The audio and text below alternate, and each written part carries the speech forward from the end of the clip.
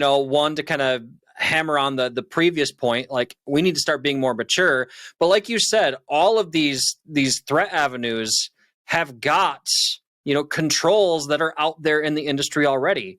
We need to start following the controls and have the maturity and the mandate to go out there and start putting these controls in place. And I'm going to say it again, the maturity to follow them, right?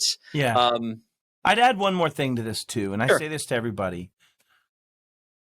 Has anybody ever gone through getting fit in their life that's listening, right? Or have you ever gone through accomplishing something that sounded really, really hard, whether it be in your brain, whether it be as a project, whether it be as whatever? It seems insurmountable, and at the beginning you suck.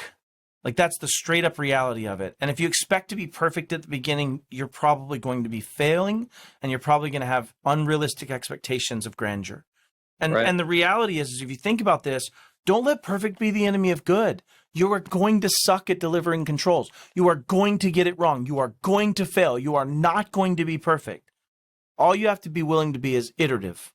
All you have to be willing to be is humble. All you have to be willing to be is willing to understand where I failed yesterday so I can be better tomorrow, which means you have to accept that you failed yesterday. These are things that are our fundamental flaws today of getting there.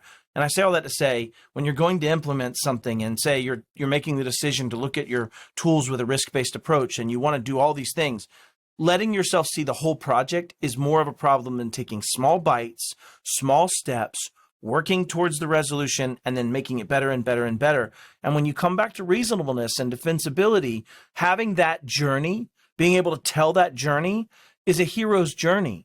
How else is someone else going to say you could be reasonable? You had these 500 steps to take. Here's how I took them and when I took them. Yep. You go take this 500-piece puzzle and put it back together in a better way. Right. Right? Like that's what I'm getting at here is that, yeah, I'll call it tangential, but obviously on a pulpit would be a better description. I think the takeaway is don't let perfect be the enemy of good. Go out there and improve and get better over time. And be humble about that improvement and where you are in your state as you assess it. That's my takeaway. And I think to tie it back to our original talking point for this episode, and that being, the question of should we have always on persistent remote access software on all of our managed endpoints?